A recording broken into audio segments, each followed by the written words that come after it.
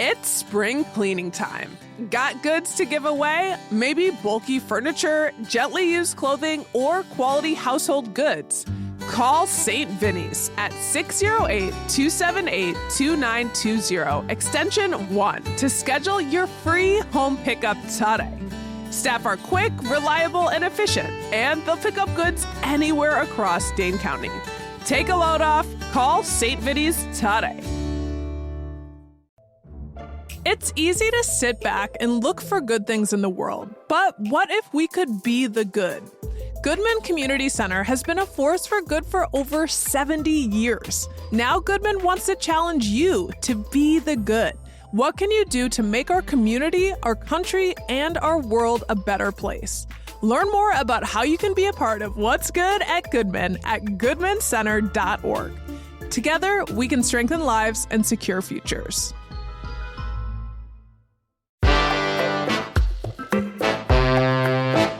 Today on CityCast Madison.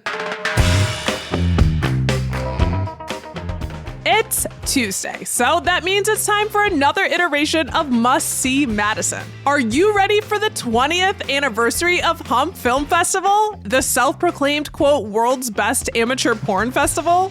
Hump Fest was founded by writer Dan Savage, whose famous advice column Savage Love actually got its start right here in Madtown. The festival screens this Saturday at the Barrymore Theater. So, ahead of the event, we sat down with Dan himself to learn about the show, talk LGBTQIA plus liberation, and of course, get his best Madison stories. Fair warning, this is an adult conversation with adult language. So, if you're around young years, consider firing up this episode at a later point. It's Tuesday, April 15th. I'm Bianca Martin, and here's what Madison's talking about. The man, the myth, the legend, Dan Savage, who's given me a face. You are a legend, especially for us Madisonians. Welcome to CityCast Madison. There's something wrong with you if someone calls you a legend and you don't make a face. You're obligated to at least fake a face. So maybe I think I'm a legend, but I'm faking a face, but I made a face. Oh my God, what do you mean? Who, me? Me? Yes, Dan. A true multi-hyphenate, a writer, podcaster, activist, LGBTQ advocate, and so much more. And today, you're here as the founder of Hump, a sexy film fest that's celebrating 20 years running this month. First off, congratulations! Oh my God. Thank you so much. We're really excited about Hump 2.0 coming to Madison and 40, 50, 60 other cities all around the world. Oh, that's so awesome. Looking back, did you ever envision this like indie erotic film fest would be like this huge, that it would come so far? No. When we started, me and a coworker, Brad Steinbacher, had this idea for Hump, and we literally had to beg Tim Keck, who's the publisher of The Stranger, who had been the founder and publisher of The Onion in Madison, Wisconsin, for years to let us do this, because the idea was we would announce an amateur porn film festival and ask people in Seattle to send us their homemade amateur porn that we would assemble into an evening of film clips to then be screened in Seattle. And everybody was convinced that no one would send us films that their friends, coworkers, neighbors, adult children could walk into a theater then and see. And we finally got the okay just to do it as a joke. And we got so many great submissions that then we had to book a theater. And the question then shifted from, would anybody be so dumb as to send these films to us to screen in a theater in Seattle, or sex positive, actually, is how I should put it, to would people come and sit in a movie theater next to strangers in the dark to watch pornography the way their grandparents did when their grandparents went to see Beyond the Green Door and Debbie Does Dallas in movie theaters. And we didn't know if anybody would come, but those first screenings sold out. We added more and more and more screenings over the course of a weekend. And 20 years later, we went from getting 30, 40 submissions that first year at Hump to getting 500, 600 submissions every year now for Hump, which is why Hump comes twice a year. There's Hump in the spring and Hump in the fall. We have a season in the spring and a season in the fall for people now, because we could just get so many great films that we wanted to expand Hump, which we did last year, and now here we are, 20th anniversary Hump Film Festival. I can't believe it. It could be, if Tim had let us do it when we wanted to, and we first had the idea, this could be Hump's 24th anniversary. Right. He held you back for a couple of years there. He did. He didn't see it, but obviously people want to see these films. And you kind of mentioned it, like maybe we'll have to convince people. No, you don't. But for folks who have never experienced it before, what can they expect when they attend Hump? Like, other than seeing a lot of sex? Well, what you won't find are people masturbating in their seats. It's not that kind of porn experience. Okay. Yeah, I was gonna ask. Yeah. What you're going to see are a really diverse group of between 20 and 25 films at every Hump Film Festival that run the gamut from hardcore to short 5-minute documentaries about, sex workers or people working in a sex space. We have a great documentary in Hump 2025 Part 1 this year that's just this like portrait of a man who works in a sex club in a small town in Spain and what his life is like and what managing this sex venue is like. And there's no sex in it, but it's sex related. You get hardcore, softcore animation, spoken word. You have professional filmmakers who like go all out and make a 5-minute short Hump film, because all the films at Hump are 5 minutes or less, who like spend thousands of dollars making an amazing short film with sound mixing and lighting and everything and professional cinematographers. And then you have people who just like propped their cell phone up and made a video of themselves with their lovers, like true amateur pornography. Only at Hump are you going to see a brand new movie musical starring a sentient cum sock. That's a must-see. That's a must-see. Yeah, is it a rock opera? It is kind of. Well, it's a musical comedy. It's a parody of Little Shop of Horrors. It's Little Sock of Horrors. Oh my God. It's amazing. That sounds incredible. I want to ask, because there are so many devotees for the Hump Fest, right? For Hump veterans out there, is there anything sort of, new in store or special specifically for this year's milestone event? Well, every year we invite the filmmakers to include some Easter eggs in the films if they want to. They don't have to, but they can. And then it's fun for the audience to watch out for those Easter eggs. And Tube Sock was one of the Easter eggs this year, which is how we got this original movie musical comedy about a tube sock that comes to life and demands to be fed. Oh my gosh. It's a little bit like Cannes Festival, Yeah. Well, we always warn people, not warn people, but you will watch porn at Hump that takes you outside your comfort zone. Everybody who comes to Hump, there are films that are 30 seconds long. There are films that are 5 minutes long. 5 minutes is the max running time. There's a lot of really funny films at Hump. It's almost like there's this Hump genre, which is like comedy and a skit, but with full sex in it, which is, I think, something you can only find at Hump. But some of it's challenging. Some of it takes you outside your comfort zone, which is part of the magic of Hump. It's one of the things I love about Hump, and it's one of the reasons people keep coming back. Why Hump devotees keep coming back. To be surprised, to be shocked. Yeah, I mean, because, if for most people, if they go to look at porn, they're going to pick what they want to see. And here they're giving up control and being an audience member. And you're going to see some things you might not have selected for yourself. Yeah, I always say that. At Hump, you're going to watch porn that if you were sitting home alone in front of your computer masturbating, you would not click on, which is part of the sort of roller coaster ride that is Hump. But, that's also our trigger warning. You're going to watch porn that takes you out to your comfort zone. Probably wouldn't have clicked on it. Part of the trigger warning for Hump is nothing's longer than 5 minutes. If something's really not working for you, close your eyes, wait 5 minutes, and we'll be on to something that you might like better. That's a good rule.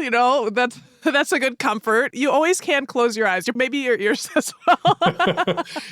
One of the things I do love about Hump, and it's kind of the magic of Hump, especially if you see it in a theater full of people who haven't been to Hump before, or most people haven't been to Hump before, is people are going to be watching porn that they wouldn't have chosen to watch. And I watch the audience at Hump because I've seen the films a million times. So when I come to a screening, I watch the audience.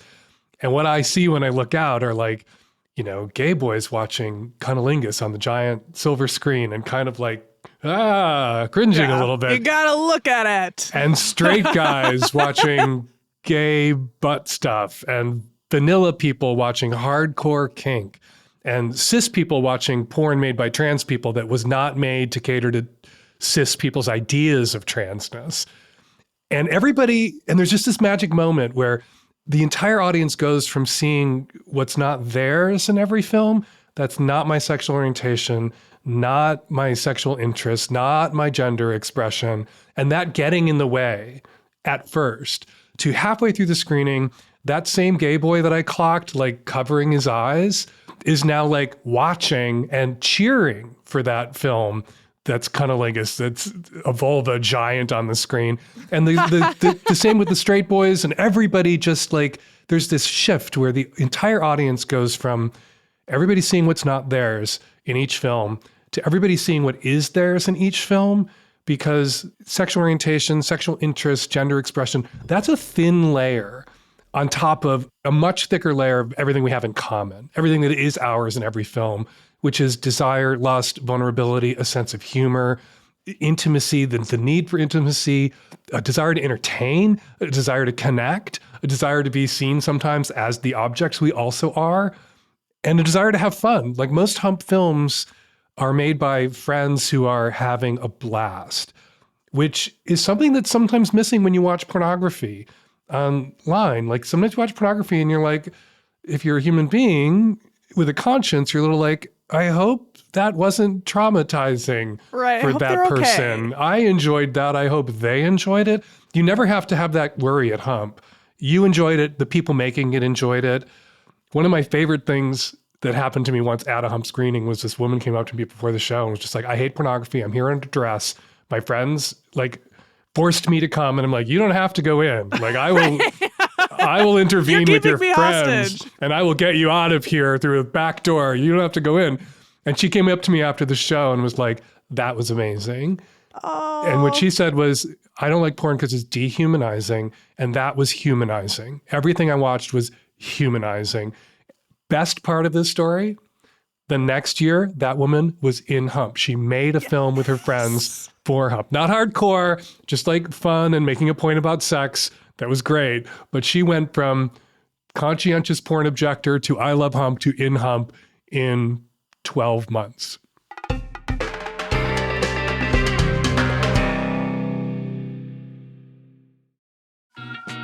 Are you looking for a job at an inclusive workspace? Open Foundation's LGBTQ+ Affirming Career Fair is coming up, and they welcome job seekers looking for just that. They're hosting a free career fair featuring employers committed to diversity, equity, and inclusion. That's on Wednesday, April 23rd from 2 to 6 p.m. at Madison College South Goodman, where you can connect with employers who are actively hiring and value LGBTQ+ inclusion.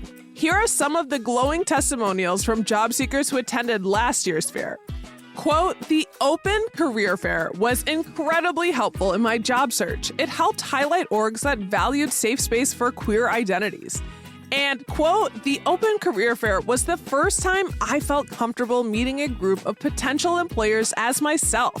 Not worrying about having to come out during each conversation was an inexplicable relief. For more details, visit openmadison.org. Jones Dairy Farm makes products that are perfect any time of the day, but they're especially awesome for spring holidays like Easter and Mother's Day. We're talking fully cooked meatballs for easy, amazing meals or delicious appetizers. Naturally smoked hams that feed a crowd and are so easy since they're fully cooked. Out of this world bacon that's dry aged and award winning, and all natural sausage that makes breakfast easy. Jones Dairy is a family-owned company out of Fort Atkinson, Wisconsin, and they've been making mealtimes better since 1889. With high quality and amazing flavor, their products are available at most grocery stores, including Costco. Go check out their product finder on jonesdairyfarm.com to find out where to find Jones near you. You're widely known for your sex and advice column, Savage Love. What some folks might not know is that you actually started that famous column right here in Madison in 1991 while you were living here. Just want to ask, like, what was that like writing about sex in, our relatively small city? It was a little crazy. I met Tim Keck and the other folks from The Onion who were moving to Seattle to start The Stranger. And I said to Tim, like, you should have an advice column in this newspaper you're talking about starting, because you can't see the Q&A format without stopping to read it. And he was like, excellent advice. You should write the advice column. And we began to joke about what would it mean for a gay guy to give sex advice in a newspaper to straight people about straight sex. And I was like, well, since I came out when I was 15 years old, every straight girlfriend in my life has come to me for sex advice. This is something straight people do all the time. But originally, like, the column was going to be a joke. I was going to treat straight people with the same contempt that gay people had always been treated with in, like, Dear Abby and the Playboy Advisor, which would sometimes give advice to gay people, but always like that kind of turd on a fork, like, ew, holding you at arm's length and being like, okay, your mom must be really sad about you being gay, but here's some advice, go away. Oh, and I sort of treated straight people like that as a joke. And the column just took off. And proof that I wasn't expecting it to take off, I wrote it under my own name, thinking, like, I didn't live in Seattle, it didn't matter. I didn't bother to come up with a pseudonym to write my dirty sex column, which most people would have done, which it points to the fact that I didn't think I would be doing it and the Savage Lovecast 35 years later, that it would be my career. Didn't see that coming. And here it is. Yeah. We're so proud of you. We actually talked to Christine Wentz the other day. She has a new book about The Onion, and hearing about those times is just so fun. Because we are such a Madison-specific show, we have to ask, do you have any favorite memories, sexual or not, of your time in Madison? I started writing Savage Love when I worked at 4-Star Fiction and Video right off State Street. We love 4-Star. And I had an affair. One of the things I was still learning when I was in Madison was that, not that I wasn't good at monogamy, but the monogamy wasn't good for me and I should stop trying to make monogamous commitments. And so I was cheating on my then boyfriend, and we processed this and talked about it. But the place where I cheated on him with was the office behind 4-Star Fiction and Video, because I closed up at night and I would be there alone at night. And my friend Roger would come by at night and we would fuck. Roger Ebert? No, not, oh my God. I'm kidding. You're like, you're like, God. I'm kidding. Hot Roger. Roger. I'm sure Roger Ebert, unconventionally attractive. I'm not suggesting there's anything unattractive about Roger Ebert, except that he's dead. If you're still attracted to Roger Ebert, that's a problem. But my friend just got that big Roger Ebert sign, give 4-star, 4 stars. Yeah, very conventionally attractive. And so my memories of Madison, when I think about it, Plaza Burgers at the Plaza, the terrific food at Himmelchuli, which I think is still there. Last time I was there, it was still there. We love Himmelchuli. I go back to Himmelchuli whenever I'm in Madison. I was in Madison a couple years ago, went straight to Himmelchuli. I'm so glad it's still there. And just what a good biking town it was. And I ran ACT UP and we made an impact when I was in Madison. And it was just, it's a great town. I didn't go to school there. My then boyfriend was going to grad school there. And I was cheating on him, but also helping to support him while I went to grad school. So I wasn't a complete asshole. A little give and take. a little give and, a little rub and tug.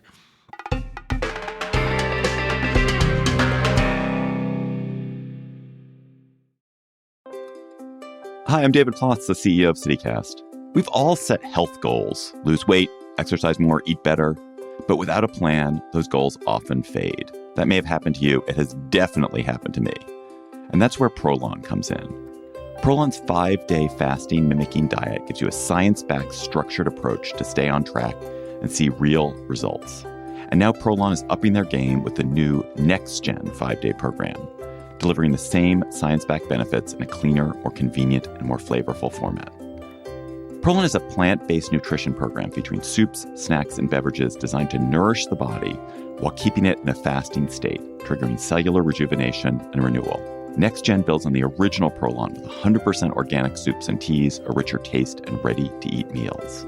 Developed over decades at USC's Longevity Institute and backed by top U.S. medical centers, Prolon has been shown to support biological age reduction, metabolic health, skin appearance, fat loss, and energy. I've been doing the 5-day program, and I feel so much better. I really enjoy the tasty energy bars, the snacks and soups, and the fact that I can enjoy meals, even though the calorie count is super low. The flavors and textures are excellent. An olive oil snack here, broccoli and quinoa soup there, hibiscus tea, a yummy nut bar. It's got the benefits of a 5-day fast, but doesn't have the challenge of doing it with pure liquids. It's a system reset. And also, I know this sounds funny, but it's not. The packaging and directions are fantastic, clear and well organized and thoughtful. For a limited time, you can be first in line to experience the new Next Gen at special savings. Prolon is offering CityCast listeners 15% off site-wide, plus a $40 bonus gift when you subscribe to their 5-day program.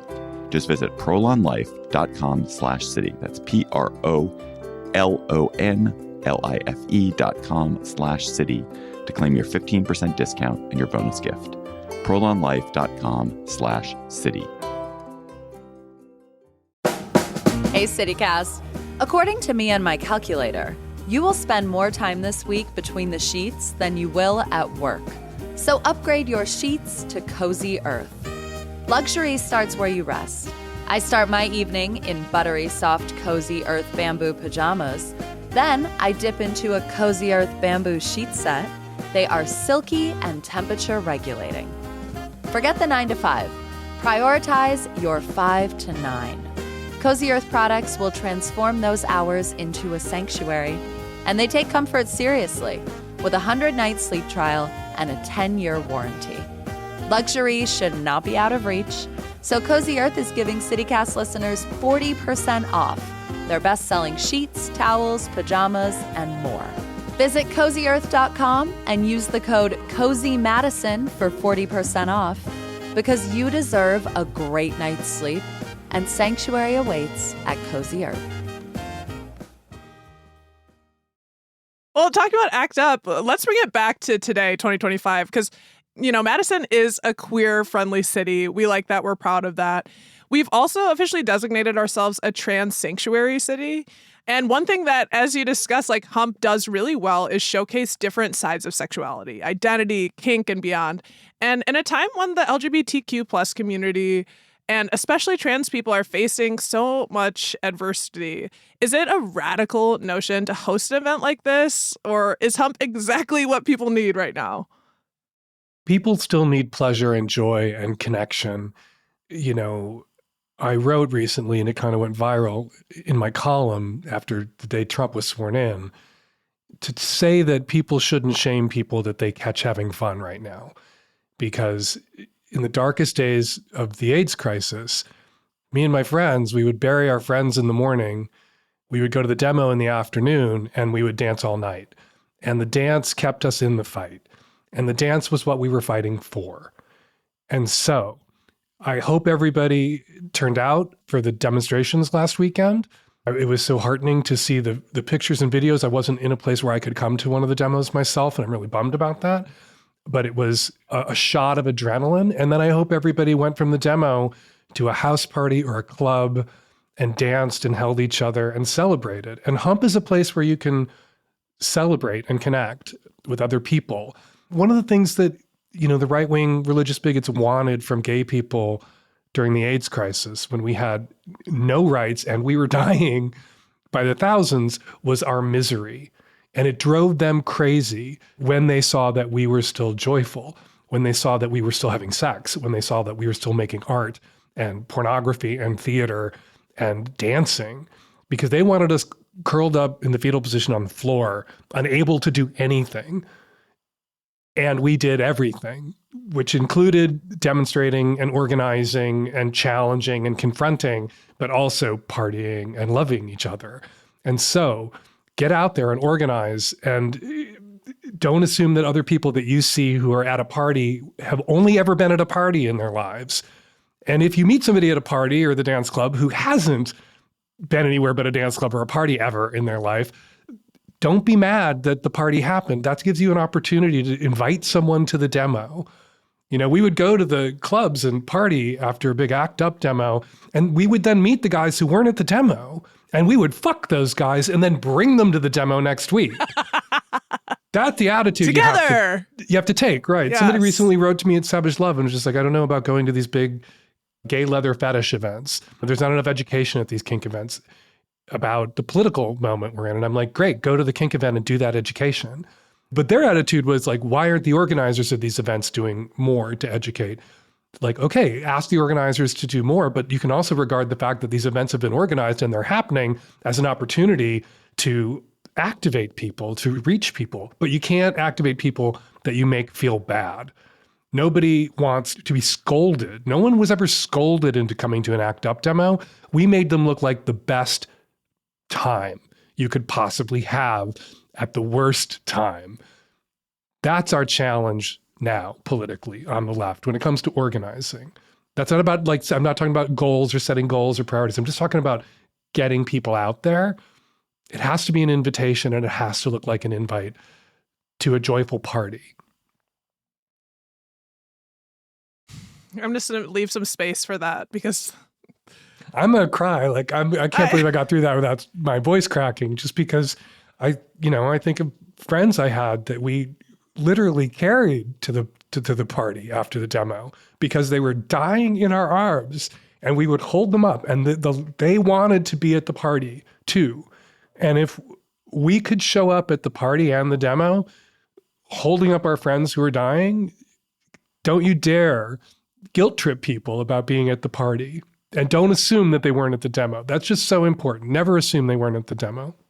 And it's so essential to fuel our spirits and to make assumptions about where people are at and what it took for them to get to the party to find some joy for themselves and what, yes. So everything you said, I'm not even going to add anything because it's right there. And the joy is critical to the movement.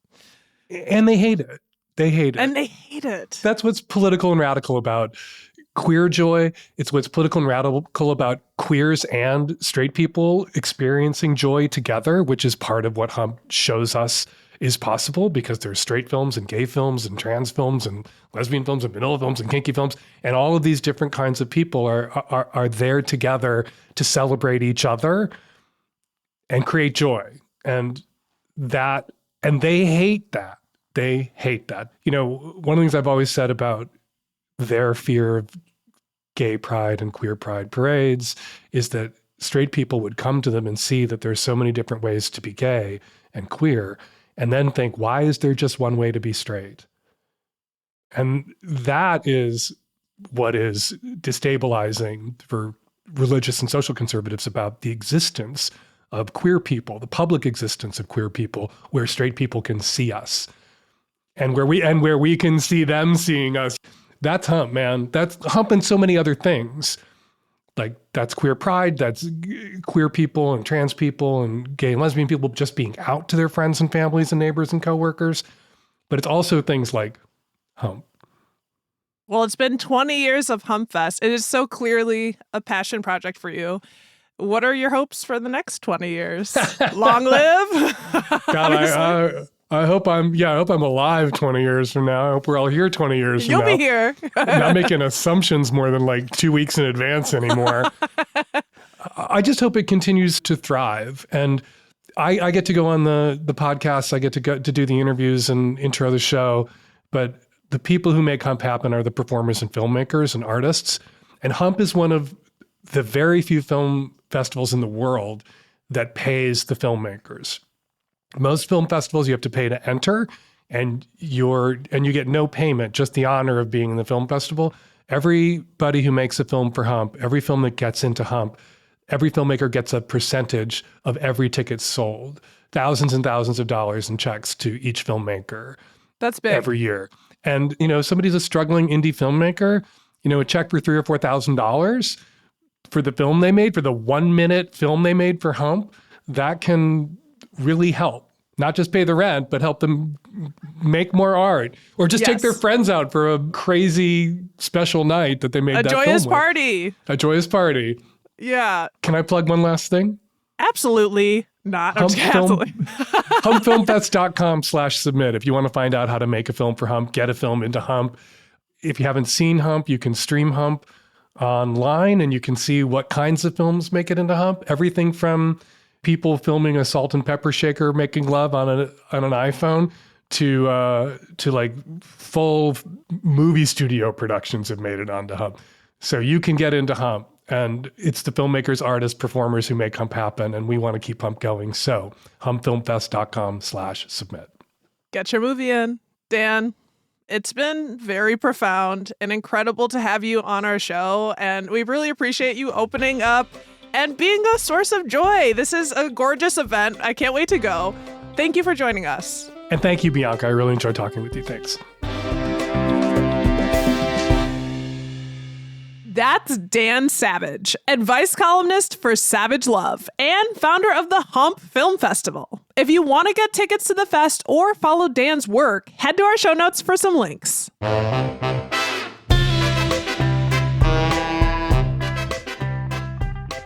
That's all for today. Here on CityCast Madison, I'm Bianca Martin, your host.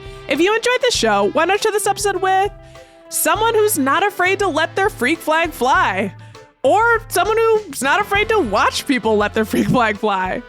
All right, we'll be back tomorrow morning with more stories from around the city. Until then, happy 20th anniversary to HumpFest.